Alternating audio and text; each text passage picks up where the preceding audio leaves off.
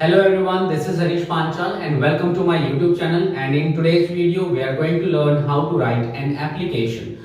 Yes, you have heard it right. The topic is very small, but there are so many students who face problems when they write applications because most of them do not know the exact format. So mode of this class would be Hindi and English so that every student is able to understand the concept of writing an application. So without wasting the time, let's application writing is a part of composition. Okay, it is a part of advanced writing skills, or it is a part of writing skills. You can say anything. Okay, so now we are going to start that how to write an application. So application एक ऐसा topic है जो आपको life में कभी ना कहीं किसी ना किसी सिचुएशन में जरूर लिखनी पड़ी होगी. ओके, और आजकल if I talk about my own experience, so मैंने नोटिस किया है there are so many people who are not able to write application. और जरूरी नहीं है कि एप्लीकेशन आपको सिर्फ स्कूल कॉलेज में ही लिखनी पड़े. आप किसी ऑफिस में जाते हैं या फिर किसी बैंक में, हॉस्पिटल में, आप कहीं पर भी जाते हैं तो ऐसी जगह पर कुछ ऐसा एप्लीकेशन कई बार आपको लिखनी पड़ सकती है. ठीक है, तो आपको एक फॉर्मेट पता होना चाहिए. अभी मैं आपको इस वीडियो में एक जनरल एप्लीकेशन फॉर्मेट बताऊंगा जो आप किसी भी तरह की एप्लीकेशन में इस्तेमाल करेंगे तो आपको कोई भी प्रॉब्लम नहीं होगी. सो देखिए, generally it is known as a part of composition. Composition में हम क्या करते हैं ना, बनाते हैं. ठीक है, लिखते हैं. सो अभी आज का जो टॉपिक है दैट इज एप्लीकेशन राइटिंग. जितने भी स्टूडेंट्स हैं वो तो इसे बहुत ही ज्यादा ध्यान से देखें. ठीक है, आप स्कूल में जा रहे हैं या कॉलेज में जा रहे हैं तो आपके लिए ये बहुत ही ज्यादा इंपॉर्टेंट है. तो हम डायरेक्ट इसके फॉर्मेट की बात करेंगे. ठीक है, इधर उधर की बातें नहीं करेंगे. तो सबसे पहले जब हम अपने लेटर को एप्लीकेशन को स्टार्ट करेंगे तो जो हमारा नंबर 1 पार्ट रहेगा, नंबर 1 पार्ट में हम क्या करेंगे, टू लिखेंगे. अब टू लिख दिया हमने. ठीक है, बट आजकल क्या होता है ना, कुछ जगह पे हम टू को लिखते भी नहीं है. ओके, तो हमने टू लिखा. उसके बाद we will give one line space. यहाँ पर हम एक लाइन का स्पेस देंगे. उसके बाद जो सेकंड चीज है हमारी एड्रेस, मींस हम किसे ये एप्लीकेशन लिख रहे हैं. अब हम इसमें क्या करते हैं, इसमें 3 चीजें होती हैं जो आपको लिखनी होती हैं. नंबर 1 ए पार्ट में आप लिखेंगे द पोस्ट. द पोस्ट मतलब आप किस इंसान को लिख रहे हैं, उसकी पोस्ट क्या है. ठीक है, जिस इंसान को आप एप्लीकेशन लिख रहे हैं उसकी पोस्ट क्या है. जैसे फॉर एग्जाम्पल द प्रिंसिपल,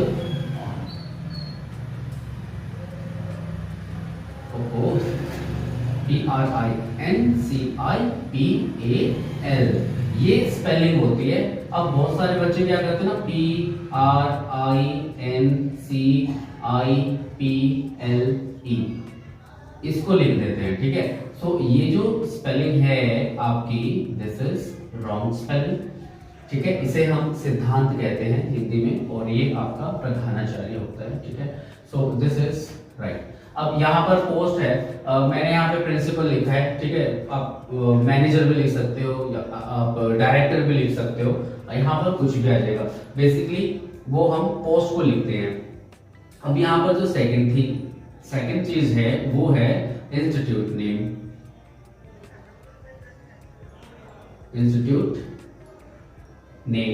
अब कोई भी ऑर्गेनाइजेशन है, कोई भी इंस्टीट्यूट है, ठीक है, कोई भी बैंक है, हॉस्पिटल है, कॉलेज है, जहां पर आप इसको लिख रहे हो. ठीक है, जैसे फॉर एग्जांपल मैं यहाँ लिख देता हूं सेंट जॉन्स कॉन्वेंट स्कूल. ठीक है, सेंट जॉन्स कॉन्वेंट स्कूल मैंने यहाँ पर लिख दिया है. ठीक है, अब थर्ड थिंग जो यहाँ पर इंपॉर्टेंट है दैट इज प्लेस, कि वो चीज कहां पर है. जैसे for example Rajouri garden, Delhi. ठीक है, और जो भी पिन कोड है यहाँ पर वो इस तरीके से आ जाएगा. तो यहाँ पर 3 लाइन के अंदर आपको एप्लीकेशन किसे भेजनी है, ठीक है, किस इंस्टीट्यूट को भेजनी है और वो कहाँ भेजनी है, वो तीनों की तीनों चीजें यहाँ पर आ जाएगी. ठीक है, हम स्टूडेंट्स के पर्सपेक्टिव से कर रहे हैं तो इसलिए हमने यहाँ पे स्कूल का एग्जांपल लिया है, प्रिंसिपल का एग्जांपल लिया है. अदरवाइज यहाँ पर फॉर एग्जांपल आप किसी बैंक में गए और उस बैंक में आपको एक एप्लीकेशन लिखनी है कि आपको अपनी चेकबुक इशू करवानी है, ठीक है, या फिर आपको अपना एटीएम कार्ड इशू करवाना है, बंद करवाना है, कुछ भी करवाना है, तो वहां पर आप बैंक मैनेजर या फिर बैंक डायरेक्टर को आप लिखेंगे, बैंक का नाम आ जाएगा और फिर जो सी भी ब्रांच में आप गए हुए हो, ठीक है, जहां पर आपको एप्लीकेशन लिखनी है वो प्लेस आ जाएगी, ठीक है। तो XYZ कुछ भी हो सकता है। यहां तक का क्लियर? नंबर 1 2 नंबर जो सेकंड है उसमें आप एड्रेस लिखेंगे कि आप किस पोस्ट को, किस इंस्टीट्यूट को और कहां पर उस एप्लीकेशन को भेज रहे हो। Now number 3 is date. आप यहां पर डेट को मेंशन कीजिए कि आप किस दिन उस डेट को लिख रहे हैं। तो यहां पर हम डे, मंथ, ईयर का फॉर्मेट हम यूज करेंगे, बड़ा ही सिंपल फॉर्मेट है, ठीक है। आप इस तरीके से यूज करिए जैसे 4 दिसंबर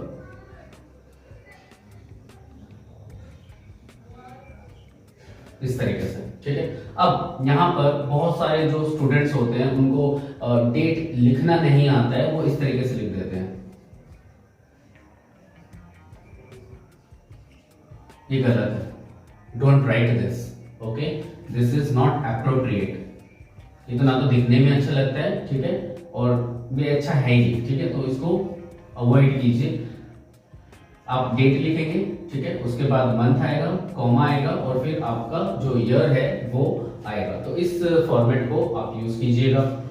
नाउ आफ्टर दैट, अच्छा यहाँ पर भी 1 लाइन स्पेस है, कभी आप बिना स्पेस के लिख दो। उसके बाद गिव 1 लाइन स्पेस, 1 लाइन का स्पेस आएगा और फिर उसके बाद जो नेक्स्ट पार्ट है आपका, it is also very important part, it is your subject. अब यहाँ पर आपने सब्जेक्ट लिखा, ठीक है, तो आप इस तरीके से ना सब्जेक्ट को पूरा लिखेंगे। अब बहुत सारे स्टूडेंट्स क्या करते हैं, SUB और बस इस तरीके से लिख देते हैं। अब भाई देखो, जो एप्लीकेशन आप लिख रहे हो ना, application is a formal writing. Application आप फॉर्मल राइटिंग कर रहे हो, तो फॉर्मल राइटिंग में आप कभी भी एब्रिविएशंस और शॉर्ट फॉर्म को इस्तेमाल नहीं करते हैं। आप कोई भी शब्द लिख रहे हैं, आपको वो पूरा लिखना पड़ेगा, ठीक है। तो आप यहाँ पर सब्जेक्ट मेंशन कर रहे हैं, सब्जेक्ट के लिए आप डबल इन्वर्टेड कॉमा से स्टार्ट करें। एप्लीकेशन लिख रहे हैं, APPLICATION, एप्लीकेशन।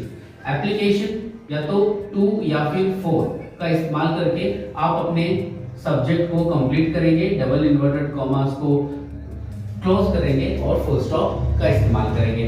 आप इसे अंडरलाइन भी कर सकते हैं, ठीक है, हाईलाइट करने के लिए, ओके। अदरवाइज इसको सिंपली आप डबल इन्वर्टेड कॉमास के अंदर लिखेंगे।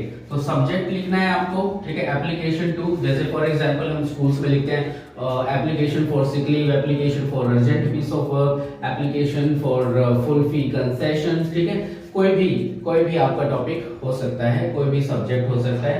उसके बाद यहाँ तक का क्लियर हो गया आपको, to address, date and subject. अब यहाँ पर 5th पार्ट जो आप करना है, उससे पहले 1 लाइन स्पेस आएगा, ठीक है, 1 लाइन का स्पेस देंगे। उसके बाद यहां पर आपको क्या लिखना है, respected sir, madam, okay, respected sir, madam. जैसे हम स्टूडेंट्स हैं, स्टूडेंट्स लिखते हैं तो भाई जो आपके प्रिंसिपल हैं बहुत ही ज्यादा रिस्पेक्टेड होते हैं आपके लिए। सो रिस्पेक्टेड सर और मैडम से हम उनको संबोधित करते हैं। ये दोनों आपको दोनों नहीं, मतलब एक लिखना है, तो मेल हो गए या फिर फीमेल हो गए। अब बहुत सारे जो बच्चे हैं वो मैडम की जो स्पेलिंग है ना वो ऐसे लिख देते हैं, MEM। This is again wrong, ठीक है, तो ये गलत है, आपको ये नहीं लिखना है, आपको पूरा लिखना है, ठीक है। तो यहाँ तक का क्लियर हो गया है, 5 पॉइंट्स हमारे यहाँ पे क्लियर हो गए। 2 एड्रेस, उसके बाद आपने डेट लिखी है, फिर उसके बाद सब्जेक्ट है और फिर उसके बाद रिस्पेक्टेड मैडम या फिर सर, आपका जो सैल्यूटेशन है आप वो लिखेंगे, ठीक है। तो अब इसके बाद आता है बॉडी ऑफ एप्लीकेशन। अब बॉडी ऑफ द एप्लीकेशन के अंदर आपको 3 पैराग्राफ बनाने होते हैं। नंबर 1 पैराग्राफ में आपको इंट्रोडक्शन देना होता है, नंबर 2 में आपको अपना रीजन देना होता है कि that why are you writing this application, and number 3 जो पैरा होता है आपका, नंबर 3 जो पैराग्राफ होता है उसमें आपको रिक्वेस्ट या फिर सजेशन अपना लिखना होता है, ठीक है, डिपेंड्स ऑन योर रीजन। तो एक बार मैं इसको इरेज कर देता हूँ और फिर उसके बाद हम बॉडी ऑफ एप्लीकेशन को, बोर्ड हो गया है इरेज। अब हम बात करेंगे बॉडी ऑफ एप्लीकेशन के बारे में। Okay, body of application, body of application, ठीक है। बॉडी ऑफ एप्लीकेशन में अब जैसे कि मैंने अभी आपको बताया था कि देयर विल बी 3 पैराग्राफ। सबसे पहले पैरा 1। अब पैरा 1 में आप क्या करेंगे, इंट्रोड्यूस करेंगे योरसेल्फ। आप कहीं पर भी कोई भी एप्लीकेशन लिख रहे हैं तो पैरा 1 जो होता है उसमें आप इंट्रोडक्शन देते हैं कि भाई जो लेटर एप्लीकेशन को पढ़ने वाला है उसको पता लग जाए कि ये एप्लीकेशन किसने भेजी है। जनरल जो आपका फॉर्मेट होता है, जो ट्रेडिशनल वे है, आप इस तरीके से आप अपने एप्लीकेशन को स्टार्ट कर सकते हैं, जैसे I beg to say that. This is traditional, बहुत ही ट्रेडिशनल है, बहुत ही सिंपल है और इजी है। Okay, I beg to say that, सविनय निवेदन यह है कि, जैसे आप हिंदी में लिखते हैं सेम वैसे ही है। या फिर आप इस तरीके से आप मेंशन कर सकते हैं, I would like to state that, और फिर आप अपना इंट्रोडक्शन कंप्लीट करते हैं। I would like to state that I am a student of this class in your school. तो इस तरीके से आपका जो इंट्रोडक्शन पैरा है, 1 लाइन में, 1.5 लाइन में, 2 लाइन में वो कंप्लीट हो जाएगा। फॉर एग्जांपल, आप किसी बैंक में गए और उस बैंक में आपको एक एप्लीकेशन लिखनी है, तो वहां पर आपका इंट्रोडक्शन पैराग्राफ किस तरीके से होगा, I would like to state that I am a customer of your bank and my customer ID is this and my account number is this. Okay, तो इस तरीके से आपका जो इंट्रोडक्शन पैराग्राफ है वो कंप्लीट हो जाएगा। ओके, उसके बाद आपको 1 लाइन का स्पेस देना है, ठीक है। अलग अलग पैरा करने हैं तो थोड़ा सा साफ सुथरा आपको एप्लीकेशन लिखना है ना। सेकंड जो पैरा रहेगा आपका, in the second para you will show the reason, you will write the reason, exact reason आप लिखेंगे कि आप ये एप्लीकेशन क्यों लिख रहे हैं, अंडरस्टैंड, ठीक है। तो इसको लिखने के लिए आप इस तरीके से स्टार्ट कर सकते हैं। There are other ways also, ठीक है, like I am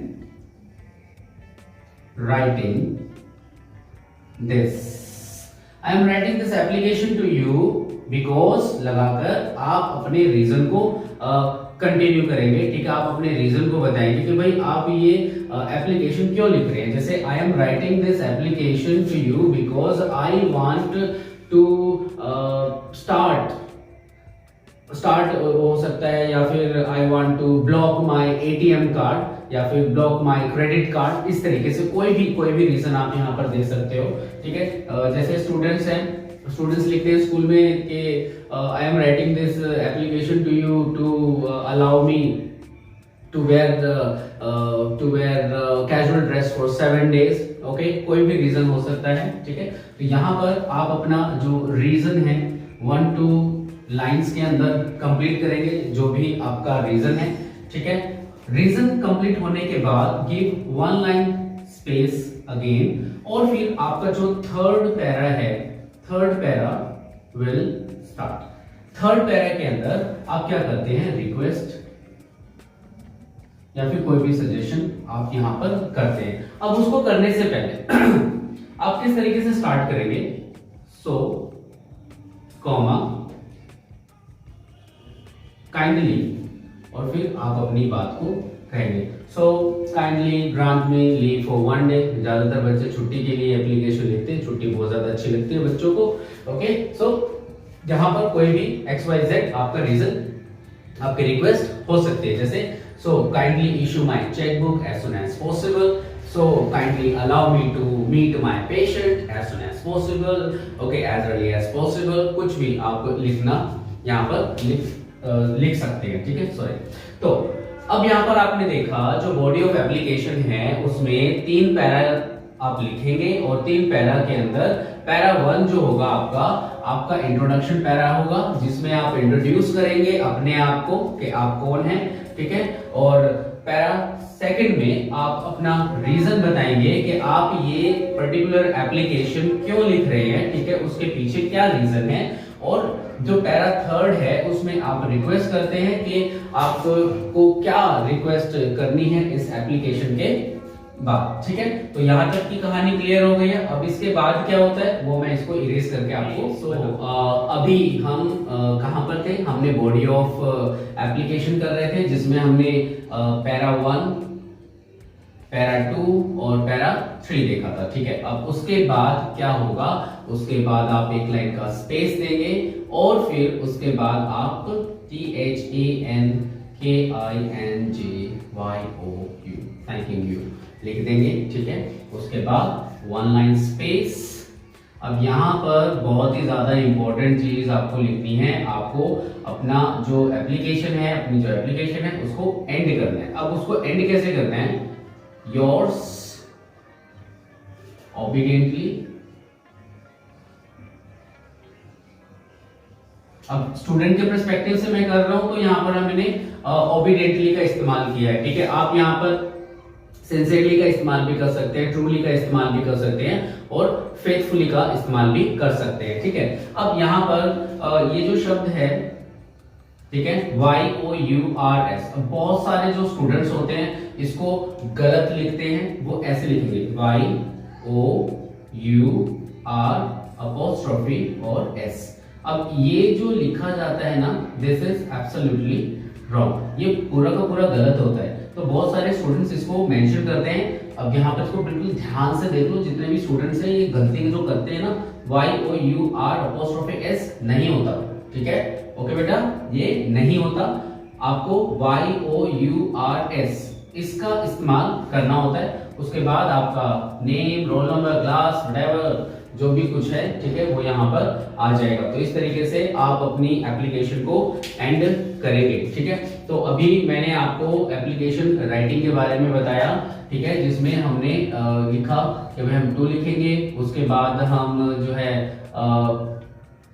the post के बाद नेम ऑफ इंस्टीट्यूट, ठीक है, और उसके बाद हम प्लेस लिखेंगे, ठीक है, फिर उसके बाद हम डेट लिखेंगे और डेट लिखने के बाद हम सब्जेक्ट को लिखेंगे, ठीक है। Subject should be in inverted double inverted commas. उसके बाद हम रिस्पेक्टेड या फिर डियर सर या फिर मैडम, अगर हम स्कूल में नहीं हैं तो हम डियर का इस्तेमाल भी कर सकते हैं, डियर सर और डियर मैडम, ठीक है, जो भी वो पोस्ट है। उसके बाद हम जो हमारी बॉडी ऑफ लेटर है, बॉडी ऑफ लेटर में हम स्टार्ट करेंगे पैरा 1, इंट्रोडक्शन पैराग्राफ हम लिखेंगे। उसके बाद जो सेकंड पैराग्राफ होता है उसमें हम अपना रीजन बताते हैं और जो थर्ड पैराग्राफ होता है उसमें हम हमारी रिक्वेस्ट करते हैं। उसके बाद 1 लाइन स्पेस, थैंकिंग यू और फिर योर्स ओबीडिएंटली। तो इस तरीके से हम अपनी एप्लीकेशन राइटिंग को कंप्लीट करते हैं, ठीक है। तो अभी मेरे मन में ख्याल आ रहा है कि मैं आपको एक छोटा सा एग्जाम्पल दे दूं, ठीक है। तो मैं इसको इरेज करता हूं और फिर आपको एक एग्जाम्पल, एक बार फिर से बोर्ड हो गया है चकाचक और अब मैं आपको बता रहा हूं एप्लीकेशन फटाफट। सो यहाँ पर हम शुरू करते हैं एप्लीकेशन लिखना। जैसे बिल्कुल बेसिक एप्लीकेशन ले लेते हैं, ठीक है, अर्जेंट पीस ऑफ वर्क की एप्लीकेशन हम ले लेते हैं। तो आई थिंक बोर्ड को यूटिलाइज करते हैं, ठीक है, 2 पार्ट कर लेते हैं और हम इसको यहां से लिखना स्टार्ट करते हैं, कॉमा द प्रिंसिपल और यहां पर हम स्कूल का नाम लिख देते हैं हिंदू पब्लिक स्कूल, ठीक है। उसके बाद प्लेस में हम क्या लगा दें, प्लेस में हम लगा देते हैं, कुछ भी कर देते हैं, Pitampura, comma new Delhi, pin code मुझे पता नहीं है इसका, ठीक है। सो यहाँ पर देखो हमने एक लाइन का स्पेस है, यहाँ पर भी एक लाइन का स्पेस रहेगा और फिर हम डेट लिख देंगे 4 December, 22। देखो, देख रहे हो कितना इजी है। ओके, नाउ लाइन स्पेस और सब्जेक्ट, ये मैं ना इधर लिख देता हूँ, ठीक है, क्योंकि इधर लाइन खींच दी है। तो एप्लीकेशन फॉर अर्जेंट, इसको कैपिटल नहीं, piece of work and commas and full stop, ठीक है। सब्जेक्ट आपका हो गया है application for urgent piece of work. उसके बाद one line space, respected sir, comma, again one line space और यहां पर हमारी बॉडी ऑफ एप्लीकेशन आ जाएगी। फर्स्ट पैराग्राफ हम स्टार्ट करते हैं। I would like to state that I am a student of which class, of 8th grade in your school, ठीक है। तो ये आपका इंट्रोडक्शन पैराग्राफ हो गया, ओके। उसके बाद हम यहाँ पर एक लाइन का स्पेस देंगे और फिर हम अपना रीजन लिखेंगे। I am writing this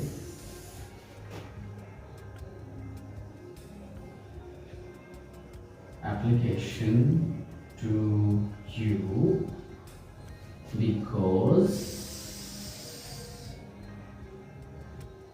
I have an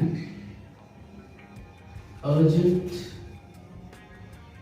piece of work at home today,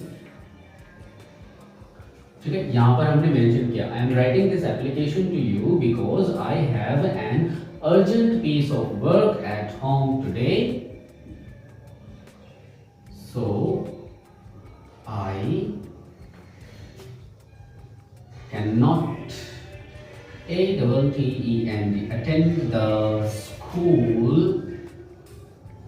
today, ठीक है। बच्चे को अर्जेंट पीस ऑफ वर्क है, ठीक है, कोई अर्जेंट काम है इस बच्चे को, इसीलिए ये आज स्कूल में नहीं आ सकता है। इसने यहाँ पर अपना रीजन मेंशन कर दिया है और फिर यहाँ पर हम एक लाइन का स्पेस देंगे और फिर हम रिक्वेस्ट करेंगे, so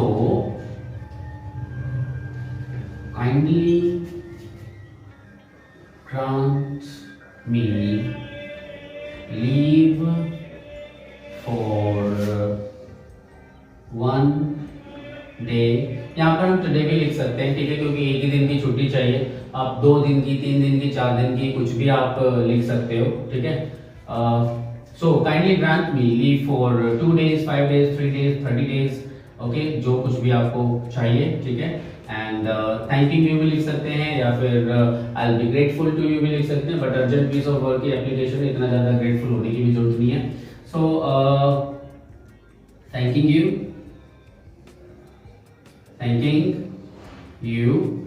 one line space, again YOU', नहीं लिखना, ओके, ये बिल्कुल भी नहीं लिखना है।